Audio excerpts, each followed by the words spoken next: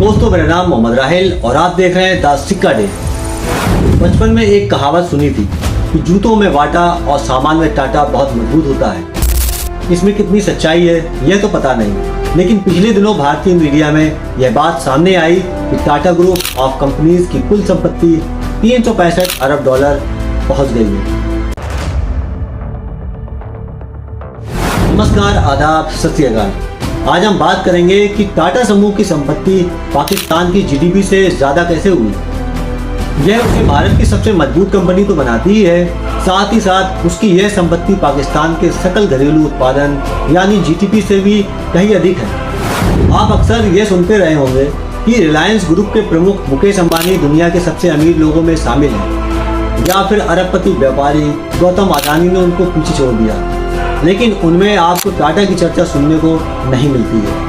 दोस्तों, चाय से लेकर जगुआर लैंड रोवर कार और नमक बनाने से लेकर जहाज उड़ाने और होटलों का ग्रुप चलाने तक की जिंदगी के विभिन्न क्षेत्रों में टाटा का जलवा नजर आता है।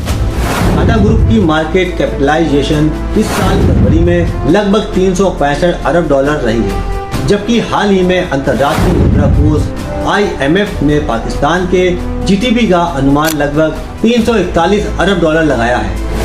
अगर केवल टाटा कंसल्टेंसी सर्विसेज की बात की जाए तो उसकी संपत्ति 170 अरब अमेरिकी डॉलर है, जो कि भारत की दूसरी सबसे बड़ी कंपनी है।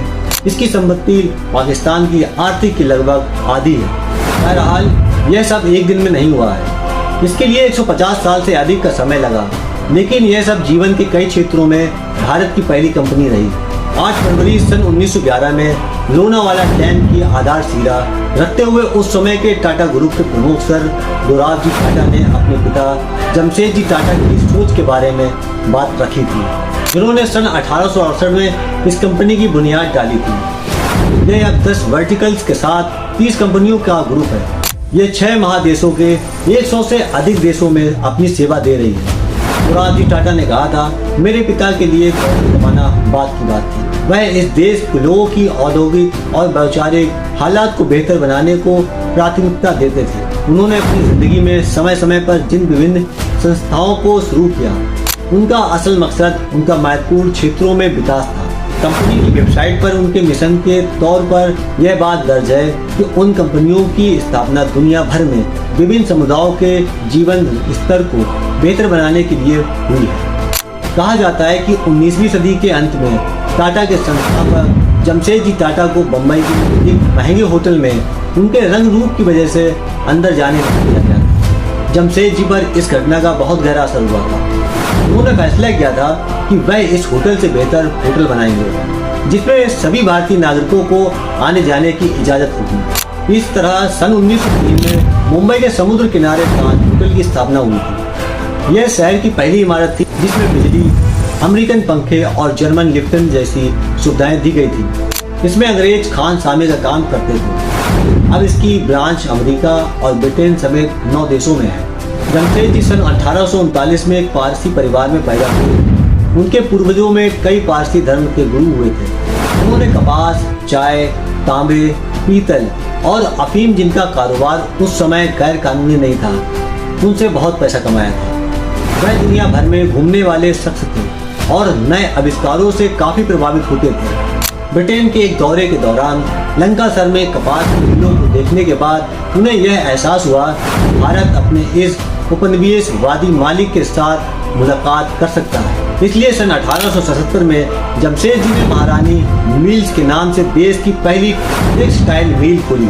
महारानी मिल्स का उद्घाटन उस दिन हुआ जिस दिन महारानी विक्टोरिया की भारत की महारानी के तौर पर ताजपोशी हुई थी।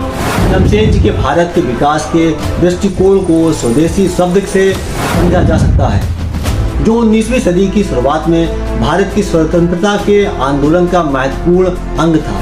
उन्होंने कहा था, किसी समुदाय के विकास के लिए सबसे कमजोर और सबसे बेबस लोगों को सहारा देने की बजाय जरूरी है कि सबसे अधिक योग्य और सबसे प्रतिभावान लोगों की मदद की जाए, ताकि वह अपने देश की सेवा कर सके।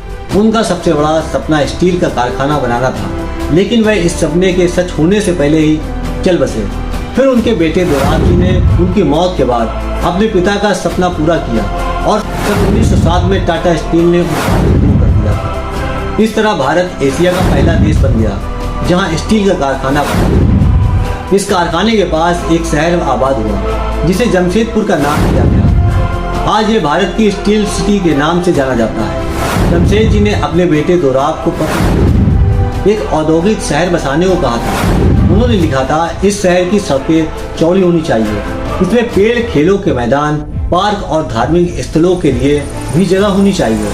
टाटा ने किसी कानूनी पाबंदी के बिना खुद ही अपने कर्मचारियों के लिए कल्याण के लिए नीतियां बनाई, जिसमें 1877 में पेंशन, 1912 में 8 घंटे का काम का समय और 1921 में मां बनने वाली महिलाओं के लिए छूट देने का शामिल है। टाटा परिवार के एक और सदस्य जहांगीर टाटा 1938 में 34 साल की उम्र में कंपनी के चेयरमैन बने और लगभग आधी सदी तक इस पद पर बने रहे। उन्हें उद्योगपति बनने से अधिक पायलट बनने का शौक था।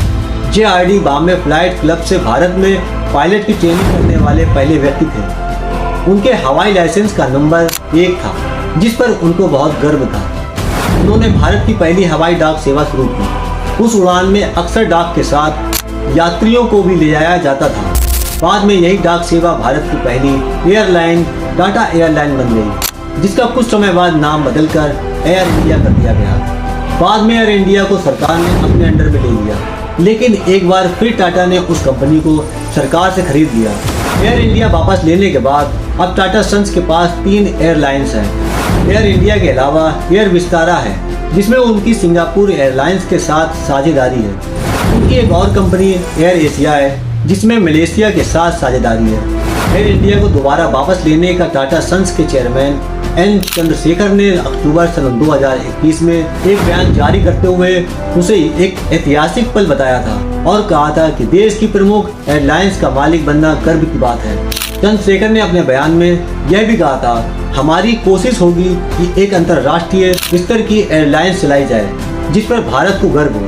उन्होंने कहा, महाराज एयर इंडिया का प्रतीक चिन्ह है कि वापसी JRD टाटा को सच्ची श्रद्धांजलि होगी, जिन्होंने भारत में वायु सेवा की शुरुआत की थी। 1968 में उन्होंने अपने परिवार की परंपरा को बरकरार रखते हुए एक ऐसे कारोबार की शुरुआत की जो उस समय केवल विकसित देशों में पाया जाता था। यह कारोबार कंप्यूटर से संबंधित था। टाटा कंसल्टेंसी सर्विस या TCS नाम की एक कंपनी दुनिया भर में सॉफ्टवेयर सप्लाई करती है। इस समय टाटा ग्रुप में सबसे अधिक लाभ कमाने वाली कंपनियों में से एक है।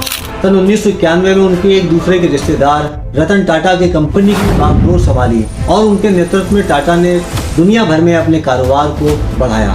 टाटा सन्स टाटा कंपनियों की मूल पूंजी है, निवेश होल्डिंग कंपनी और प्रमोटर है। टाटा सन्स के इक्विटी शेयर कैपिटल का 66% परोपकारी लोगों के पास है, जो शिक्षा, स्वास्थ्य, नौकरी पैदा करने और कला संस्कृति के क्षेत्र में सहयोग करते हैं।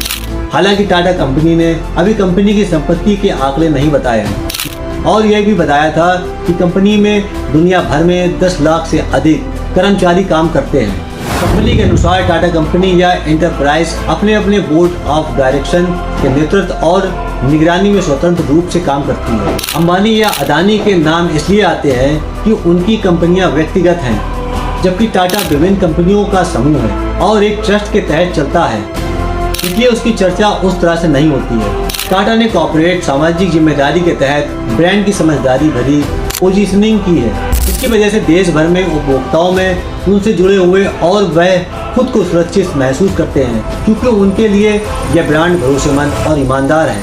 टाटा की कामयाबी की गारंटी इसकी विभिन्नता है। वह जिस क्षेत्र में भी काम करता है उसमें सकारात्मक माहौल लाने की कोशिश करता है। टाटा समूह की विशाल संपत्ति केवल आर्थिक आंकड़ों का परिणाम नहीं है, बल्कि यह एक नैतिक व्यापार और सामाजिक जिम्मेदारी की कहानी है। इसका यह विकास भारत की आर्थिक शक्ति का प्रतीक है। टाटा समूह की अनूठी यात्रा और उनकी संपत्ति के आकार को समझाने का एक प्रयास है। दोस्तों, आपको यह एपिसोड पसंद आए तो प्लीज़ लाइक और सब्सक्राइब जरूर करें। मिलते हैं अगले एपिसोड में।